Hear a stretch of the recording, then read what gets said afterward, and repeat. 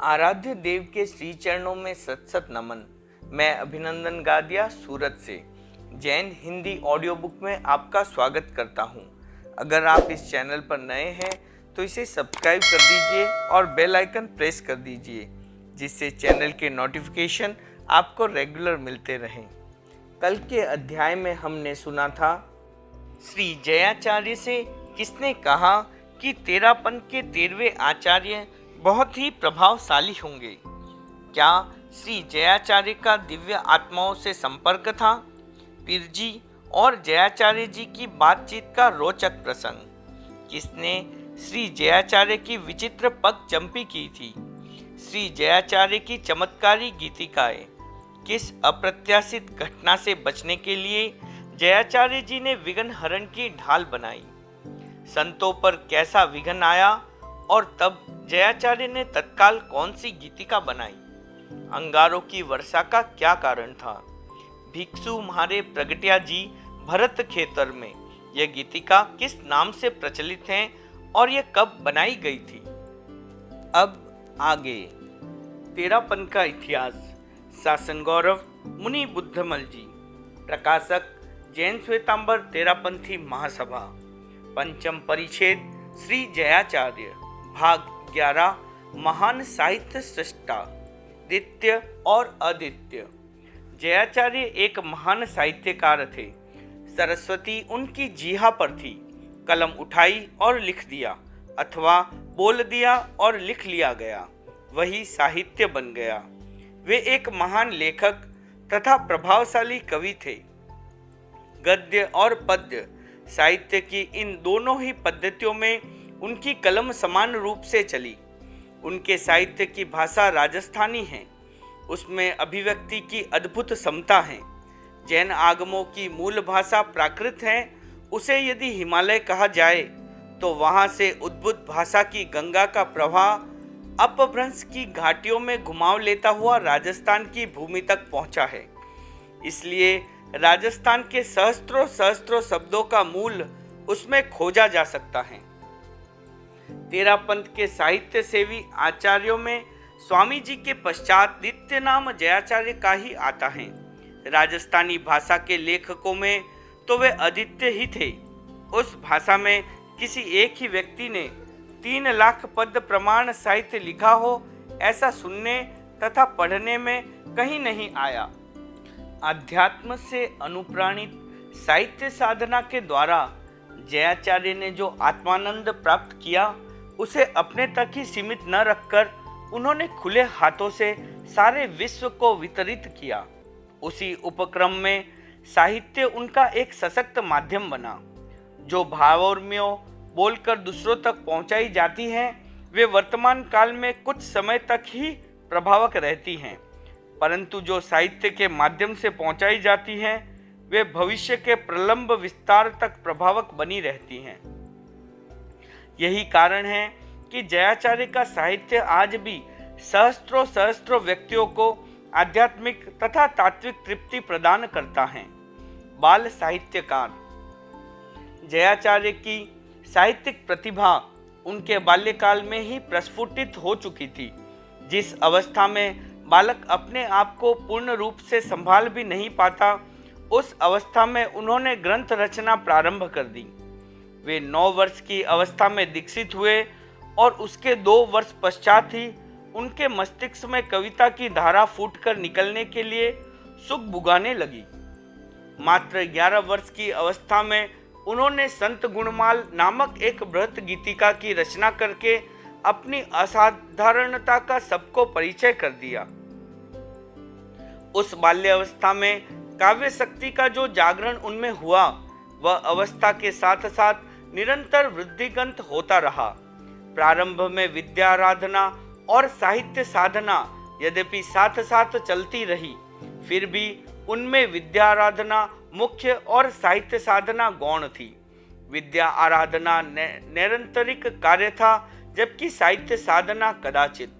ऐसा होना आवश्यक भी था, अन्यथा उनके ज्ञान को अपेक्षित गंभीरता और विशालता नहीं मिल पाती। फिर उथली ज्ञानवत्ता की भूमि पर सबल साहित्यिकता का निर्माण भी नहीं हो पाता। उनके प्रारंभिक साहित्य का वह मंद प्रवाह कुछ काल के पश्चात ही वेगवती धारा बनकर बहने लगा। कहना चाहिए कि फिर साहित्य सर्जन उनका सहज स्वभाव बन गया। वे उसे आजीवन नित्य कर्म की तरह अनिवार्य रूप में करते रहे। एक दिशा निर्देशक व्यंग्य। बाल्यकाल में ही जयाचार्य की उद्दाम भावना रही कि वे साधुचर्या में उपयोगी प्रत्येक कार्य में नैपुण्य प्राप्त करें। इसलिए अध्ययन, स्वाध्याय और साहित्य रचना के साथ साथ वे अन्य अनेक कार्यों में भी रुचि लेते थे। संवत 1878 में मुनि हेमराज जी के साथ उन्होंने आमेट में चातुर्मास किया। वहां उन्होंने एक पात्र का रंग रोगन स्वयं अपने हाथ से किया। चातुर्मास के पश्चात मुनि हेमराज जी ने आचार्य भारमल जी के दर्शन किए। वहां मुनि जय ने वह पात्र आचार्य श्री को दिखलाया। आचार्य श्री ने उनके कार्य चातुर्य को प्रशंसात्मक दृष्टि से देखा। वहीं पास में साध्वी दीपा जी बैठी थी। वे उस समय की एक प्रभावशाली और प्रमुख साध्वी थी। मुनि जय ने उनको भी वह पात्र दिखलाया। साध्वी श्री ने उनके उस कार्य की प्रशंसा तो की, परंतु साथ ही एक व्यंग्य भी कस दिया। उन्होंने कहा, पात्र तो आपने बढ़िया रंगा है, परंतु यह कार्य तो हमारी साधारण से साधारण साध्वी भी कर लेती हैं। इसमें आपकी क्या विशेषता हुई?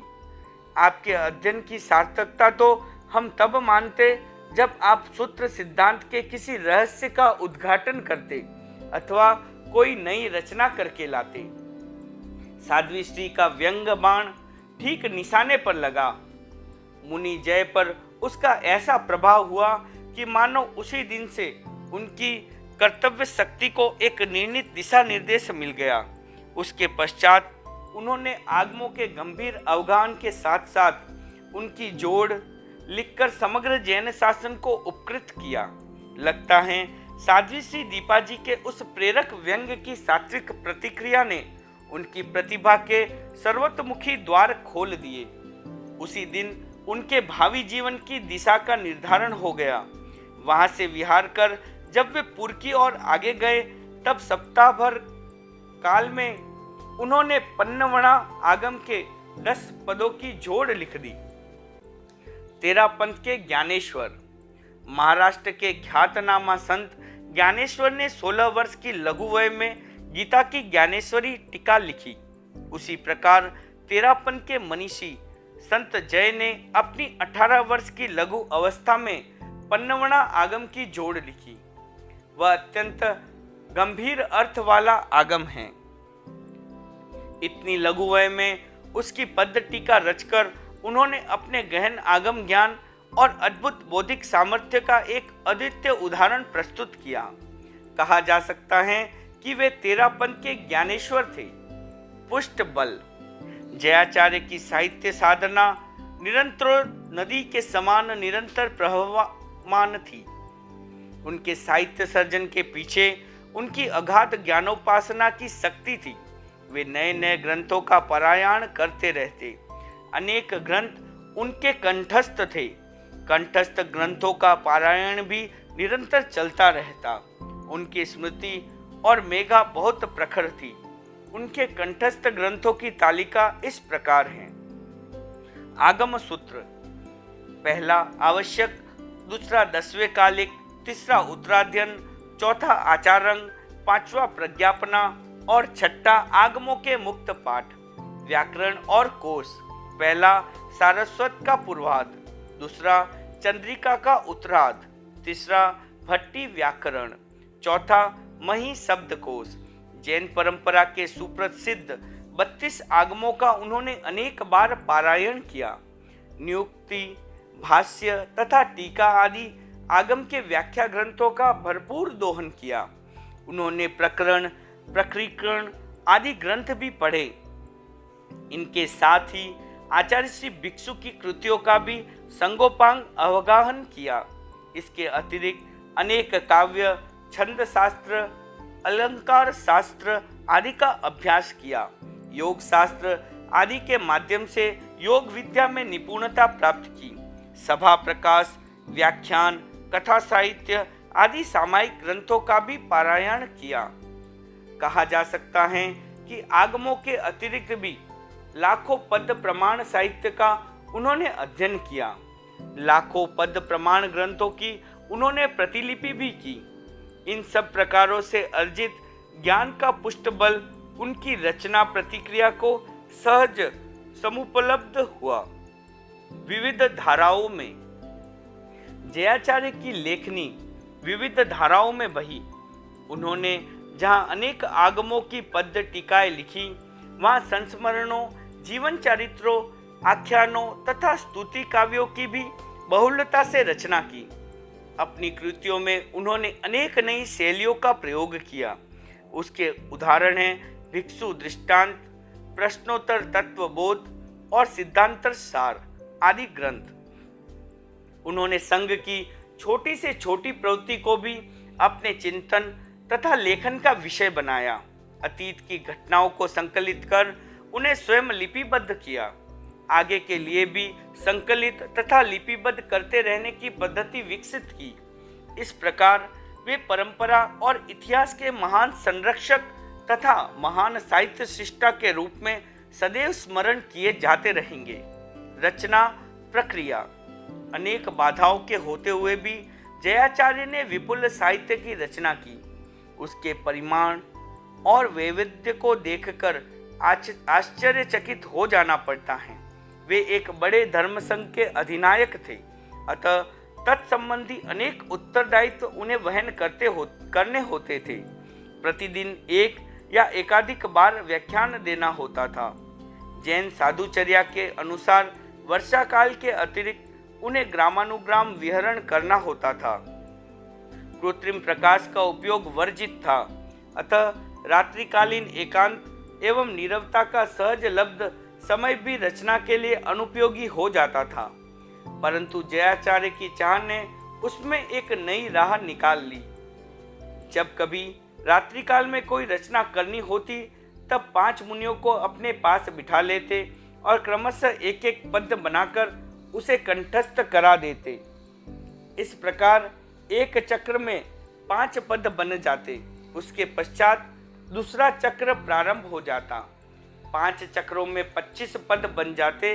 दिन के समय वे सुव्यवस्थित लिख लिए जाते। खेजड़ी की छाया जयाचार्य सहज कवि थे। प्रेरणा के लिए उन्हें बहुत व्याकुल होने की आवश्यकता कभी नहीं रहती। प्रत्येक स्थिति या घटना में से वे प्रेरक तत्व को सहज ही निचोड़ लिया करते थे। अग्रणी अवस्था में एक बार वे विहार करते हुए जा रहे थे।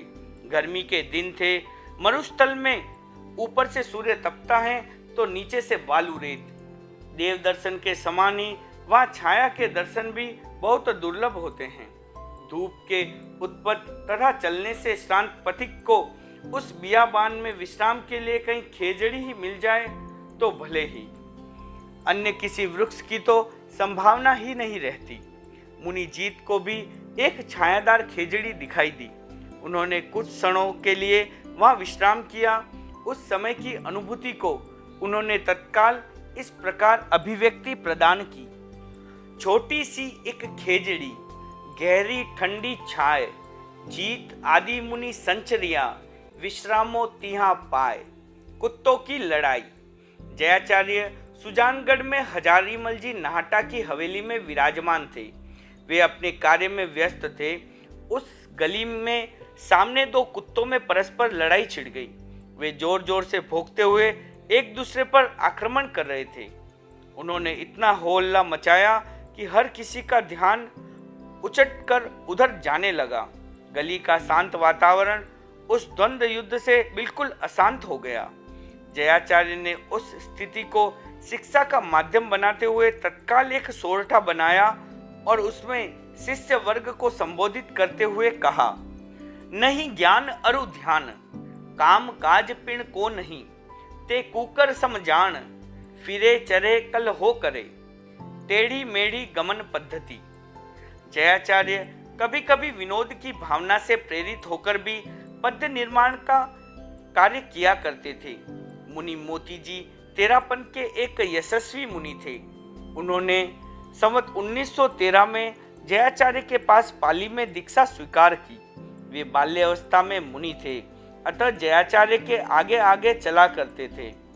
चलते समय सामने युग मात्रा भूमि को देखते हुए चलने की विधि है। बाल्यावस्था की चपलता के कारण वे यथाविधि नहीं चल रहे थे। टेढ़े मेढ़े चलते हुए वे कभी मार्ग के वाम पार्श्व में चलने लगते तो कभी दक्षिण पार्श्व में। जयाचार्य ने उनकी टेढ़ी मेढ़ी गमन पद्धति की ओर लक्ष्य किया और विनोद युक्त कविता की भाषा में कह उठे, मोतीड़ो रंगीलो साधु चाले आटो आटो, इरिया समिति पूरी नहीं सोधे नहीं बतावे कांटो। ओ मोतीड़ो साधो माने पाली माहे लाधो, ओ लखा सर्रो डागो माने पाली माहे लाधो। संत संबोध। संवत 1922 का चातुर्मास पाली में संपन्न कर जयाचार्य ने थली की ओर जाने का निश्चय किया। लाडनू में उनके संसार पक्ष से बड़े भाई मुनि स्वरूपचंद जी प्रवास कर रहे थे। वृद्धावस्था के कारण उनकी शक्ति बहुत न्यून हो गई थी। जयाचार्य उनसे मिलना चाहते थे। लाडनू की ओर प्रस्थान करने से पूर्व वे पार्श्ववर्ती क्षेत्र सिरियारी, कंटालिया और बगड़ी पधारे। उक्त तीनों क्षेत्र स्वामी भीखंड जी के जीवन से विशेष संबंध रहे हैं। कंटालिया उनकी जन्मभूमि, बगड़ी अभिनिष्क्रमण भूमि और सिरियारी निर्वाण भूमि है। प्रत्येक तेरापंथी के लिए ये तीनों पवित्र भूमियां हैं, तीर्थ भूमियां हैं। जयाचार्य इन तीनों क्षेत्रों का स्पर्श करने के पश्चात आगे बढ़ते हुए रामपुर पहुंचे। वहां रात्रि प्रवास के समय उनके पास 8 साधु थे। उनके नाम ये हैं: मुनि मगराज जी, मुनि कर्मचंद जी, मुनि अनोपचंद जी, मुनि मोती जी, अज्ञातनामा, मुनि रतन जी, मुनि पति जी, मुनि बिंजराज जी। जयाचार्य के प्रत्येक साधु को व्यक्ति से संबोध देने हेतु उनके नामयुक्त एक एक सोरठा रचकर सुनाया। वे बोधदायक सोरठे इस प्रकार हैं: वर उपयोग सुवृद्ध, चित्त में अतिरा खो चटक, शासन बुझ समृद्ध, रतन जतन मघराज। इम वारु समय विनोद, कीधो चित अति हितकारी, मन में परम प्रमोद, सखरो राखे कर्मसी। दिन दिन विनय दिनेश, अंतर उजवा लो अधिक, बांधे सुजस विशेष, ताजक सिख तलेसरा। सुविनीतारो संग, परम प्रीत गणपति थकी, अलगो तजखल अंग, महिमा बाधे मोतिया। मत दे निद्रा मान, ज्ञान ध्यान उद्धम गणी, सखर संग सुविधान, निरखी रही जे निमल चित्त। चारित्र सुचित चंग, नरक निगोद पड़े नहीं, अमल चित उच्च रंग, हृदय सीख धर रतन सी। चर्चा सुधर चुम, प्रकृति वस्कर प्रेम सु, आदर विनय अनूप, मान वधे इम मुनिया। सखरी मुनिवर सेव, उद्गल प्यासा पर हरि, भणनव तत्व सुभेव, वर समकित धर बींजिया। आत्म प्रबोध। जयाचार्य उत्कृष्ट कोटि के आत्म गवेशी व्यक्ति थे। आत्म साधना ही उनका मूल लक्ष्य था। आचार्य होने के नाते यद्यपि वे शिक्षा वर्ग को बोध देना ही अपना कर्तव्य मानते थे, परंतु केवल परोपदेशी बनने में उनका कोई विश्वास नहीं था। आत्म प्रमोद के विषय में उनकी पूर्ण जागरूकता रहा करती थी। आत्मनिरीक्षण के क्षणों में जब वे आत्म संबोधन करने लगे तो सहज सरल भाषा में कर्तव्य बोधात्मक जिन सोरठों का निर्माण हुआ, उसमें से उदाहरण स्वरूप कुछ यहाँ प्रस्तुत हैं। जीता जन्म सुधार, तप जप कर तन ताई ये, क्षण में है तन छार, दिन थोड़ा में देख जे। जीता निज दुख जोय, कुण कुण कष्ट ज भोगव्या, अब दिल में अवलोय, जू सुख लइये सासता। वैरी मान बिखेर, जय नर माई गुण नीपजे, हिवड़े पर गुण हेर, निज अवगुण सुन निंद माँ। जय निज आदि सुजोय, विधि पणे तू दुख लहो, अल्प कठिन अवलोय, कोपे तू किण कारणे। जम खिम्यावर टोप, वचन समिति वक्तर प्रवर, अधिक गुणागर ओप, आत्म गढ़ आराधिये, भूसम जय गंभीर, निष्प्रकंप मंदर गति, हेर निजगुण हीर, ध्यान सुधारस ध्यायने, चतुराई चिंत चिंत, सुध निज कारज साधिये, मत कर बीजो मिंत, आत्म मिंत जय अचल कर। साहित्य परिशीलन। आगम व्याख्याकार। जयाचार्य एक कुशल आगम व्याख्याकार थे। उन्होंने अपने जीवन का बहुलांश आगम मंथन में लगाया। राजस्थानी भाषा में आगमों की पद्य टीकाएं बनाकर तो उन्होंने एक नया कीर्तिमान स्थापित कर दिया। उन्होंने 7 आगमों पर पद्य टीकाएं लिखी। प्राचीन आचार्यों ने आगम रहस्यों का विस्तार पूर्वक समझाने के लिए प्राकृत एवं संस्कृत में नियुक्ति, भाष्य, चूर्णी तथा टीका आदि नाना रूपों में व्याख्याएं लिखी। उनमें आचार्य भद्रबाहु द्वितीय, आचार्य जिनभद्रगणी क्षमाश्रमण, आचार्य जिनदास महत्तर, आचार्य हरिभद्र शिलाकांचार्य, आचार्य अभयदेव एवं आचार्य मल्लधारी हेमचंद्र आदि के नाम विशेष उल्लेखनीय माने जाते हैं। आगम व्याख्याकारों की उसी महत्वपूर्ण श्रृंखला की एक समर्थ कड़ी जयाचार्य हैं। आगम अपने रचना काल की जनभाषा प्राकृत में ही लिखे गए थे, परंतु भाषा कभी एक रूप में ठहरती नहीं। वह तो पानी के प्रवाह की तरह निरंतर आगे से आगे बढ़ती रहती हैं और अनेक घुमाव लेती हुई रूपांतरित होती रहती हैं। इसके विपरीत ग्रंथ अपने निर्माण काल में प्रयुक्त भाषा की सीमा में ही बंद कर रह जाते हैं। इसी नियम के अनुसार प्राकृत भाषा तो नए नए मोड़ लेती हुई उत्तर भारत की अनेक प्रांतीय भाषाओं में परिणित हो गई, जबकि आगम अपने रचना काल की जनभाषा प्राकृत में ही रहे। फलतः वे आज के परिप्रेक्ष्य में अगम नहीं तो दुर्गम अवश्य हो गए। जयाचार्य ने उन्हें सुगम बनाने का महनीय उपक्रम किया। उनका मुख्य विहार क्षेत्र वर्तमान का राजस्थान ही था, जो कि उस समय के अनेक देशी राज्यों में विभक्त था। उन्होंने वहां बोली जाने वाली राजस्थानी भाषा में पद्य टीकाएं लिखी। उन टीकाओं को उन्होंने जोड़ नाम से पुकारा। भगवती की जोड़। वर्तमान में उपलब्ध जैन आगमों में भगवती सबसे बड़ा आगम है। जयाचार्य के पद्य साहित्य में भगवती की जोड़ सबसे बड़ी कृति है। भगवती सूत्र का ग्रंथमान 16,000 है। उस पर नवांगी टीकाकार अभयदेव सूरी द्वारा संस्कृत भाषा में वृत्ति लिखी गई। उसका ग्रंथमान 18,000 है। जयाचार्य ने उसकी तो भगवती की जोड़ नामक पद्यात्मक व्याख्या लिखी। उसका ग्रंथमान 60,000 के लगभग है। राजस्थानी भाषा का इसे बृहत्तम ग्रंथ कहा जाए तो अत्युक्ति नहीं होगी। इस रचना के द्वारा जयाचार्य ने उक्त आगम के मूल प्रतिपाद को अधिक सुबोध बनाया है। अपने महानुभूत ग्रंथ का प्रारंभ उन्होंने इष्ट स्मृति के द्वारा आद्य मंगल करते हुए इस प्रकार किया है।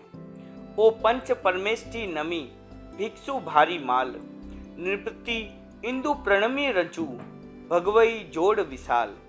आगे उन्होंने भगवती का दूसरा नाम विहा पण्णति बतलाते हुए वृत्तिकार के अनुसार ही उसकी जय कारक हाथी से तुलना की है। इतना ही नहीं, हाथी के सूंड से लेकर पूंछ तक के एक एक अवयव, उसकी साज सज्जा, परिकर तथा विशेषताओं तक से भगवती के अंगों की तुलना की है। उसके कुछ पद्य यहाँ उद्भुत किए जाते हैं। पंचम अंग भगवती प्रवर, दित्य नाम आख्योतसु अवरव, सरस विवाह पण्णति सारम, जय कुंजर गज जिम जयकारम, ललित मनोहर जे पद केरी, पद्धति रचना पंक्ति सुहेरी, पंडित जनमन रंजन प्यारो, प्राग रिजावन हार प्रचारो, अवयव फून उपसर्ग निपांतम, एत्रु नोज स्वरूप सुजांतम, प्रादिक उपसर्ग चादी निपांतम, प्रादिक चादिक अवयव ख्यातम, हस्ती पक्षे एम सुलिहे, उपसर्ग ते उपदर्व कहिए, ते निपात हुए पिण वारु अवयव अक्षय रूप सुचारू। प्रारंभ वचन तणी रचना जे वर महासुंडादंड विराजे। निगमन वचन जी को सहरिये ते अतुच्छ पुच्छ उच्चारिये। जयाचार्य जहाँ वृत्तिकार के कथन से सहमत नहीं हो पाते वहाँ उन्होंने अपना स्पष्ट अभिमत दिया और उनके शास्त्रीय तर्कों द्वारा उसे पुष्ट किया। सूत्र के प्रारंभ में नमस्कार श्रृंखला में द्वितीय पाठ है नमो बंभिये लिविये। वृत्तिकार इसका अर्थ करते हैं ब्राह्मी लिपि को नमस्कार। जयाचार्य ने इसे अमान्य करते हुए अर्थ किया है भगवान ऋषभ को नमस्कार। उनका तर्क है कि अक्षरात्मक ब्राह्मी लिपि द्रव्य लिपि है, वह अचेतन है, इसलिए नमस्कार के योग्य नहीं है। उनके विचारानुसार या नए दृष्टि से ब्राह्मी लिपि के प्रवर्तक को ही ब्राह्मी लिपि कहा गया है, अतः भगवान ऋषभ को नमस्कार किया गया है। अपने कथन की पुष्टि के लिए उन्होंने आगमिक उदाहरण प्रस्तुत किए हैं कि जैसे अनुयोग द्वार में प्रस्तक के कर्ता को प्रस्तक कहा जाने का उल्लेख है, वैसे ही यहाँ लिपि के विषय में है द्रव्य लिपि नमस्कार योग्य नहीं है। इस विषय में उन्होंने समवायाग में प्रदत्त भावी तथा वर्तमान चौबीसी का उदाहरण प्रस्तुत किया है।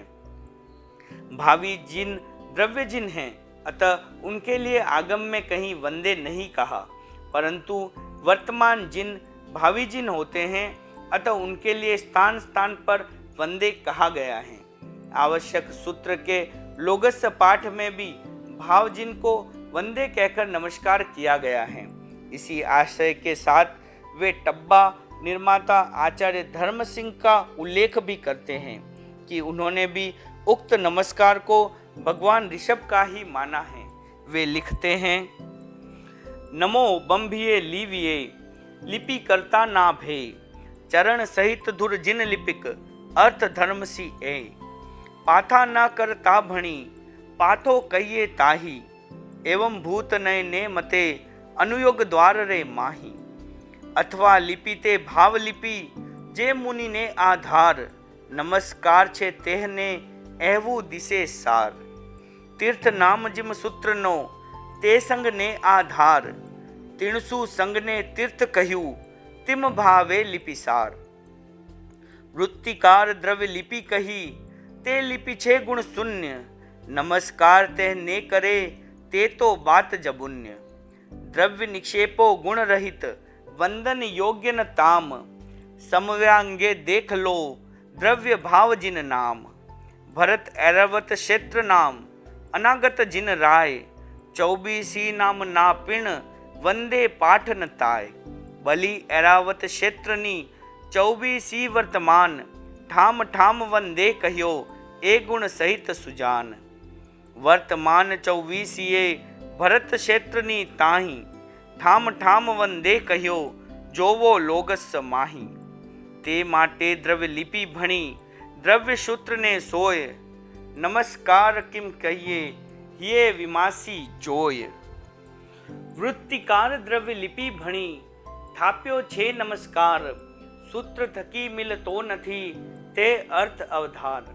जयाचार्य का लेखन मूल आगमों को आधार मानकर चला है। उन्होंने आगम की भावना का कहीं अनुवाद किया है, कहीं उपग्रहण। उसके विरुद्ध कहीं एक कदम भी रखने का औचित्य उन्हें नहीं लगा। नामूलम लिख्यते किंचित मल्लीनाथ का यह प्रतिज्ञा वाक्य मानो उनके मार्ग का दीपक बन गया।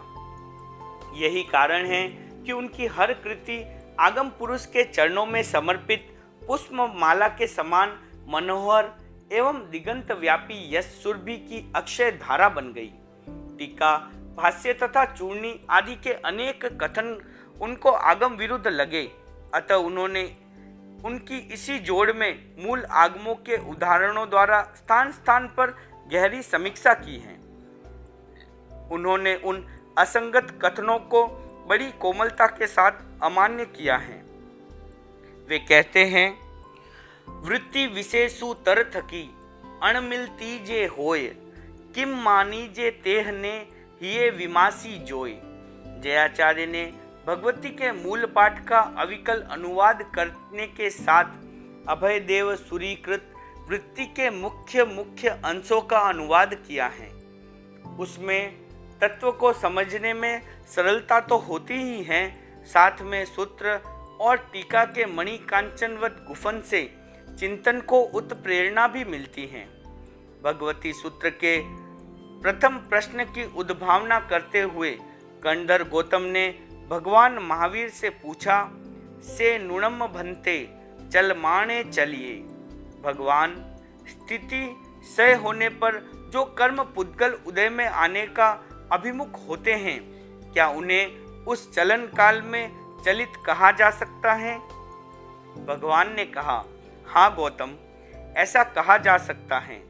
जयाचार्य ने इस प्रसंग को बड़ी सहज भाषा में पट निर्माण के दृष्टांत से समझाया है कि जैसे पट के ताने में जब प्रथम तंतु का बाने के रूप में प्रवेश होता है, तब आंशिक रूप में पट का निर्माण भी हो जाता है। कर्म के पक्ष में भी यह बात है। कर्मों का चलन काल असंख्य समय का होता है, परंतु उसका प्रारंभ प्रथम समय से हो जाता है, अतः उसी समय उसे चलित कहा जा सकता है। यदि प्रथम समय में चलित न माना जाए तो सभी समय में उसका अचलन ही रहेगा। यदि एक अंतिम समय में ही चलित कहा जाए तो उससे पूर्व के सभी समय निष्फल मानने होंगे। जो प्रथम समय में चला वही उत्तर समय में नहीं चलता।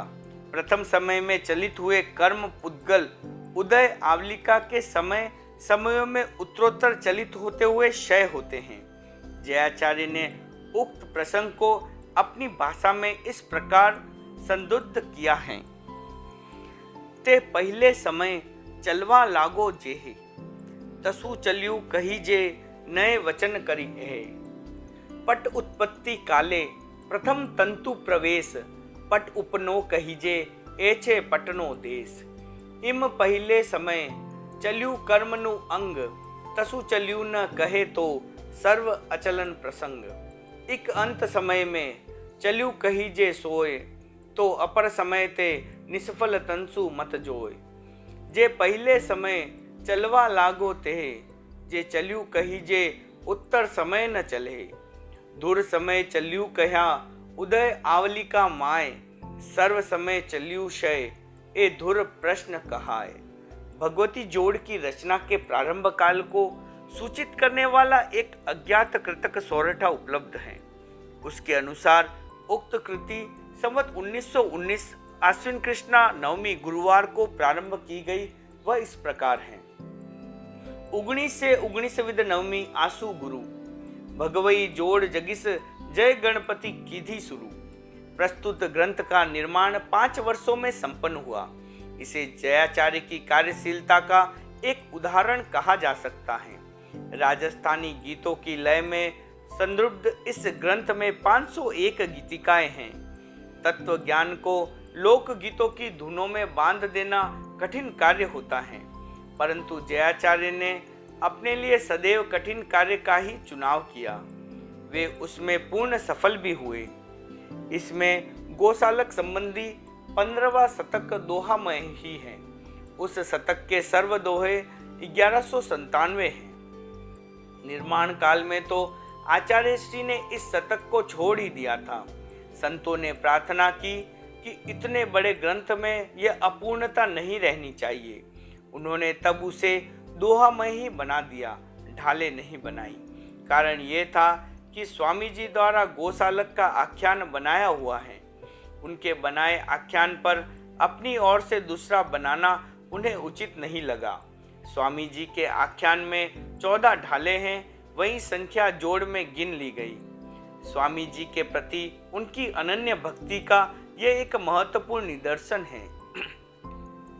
भगवती जोड़ की संपन्नता पर जयाचार्य ने प्रशस्ति के दोहे लिखे।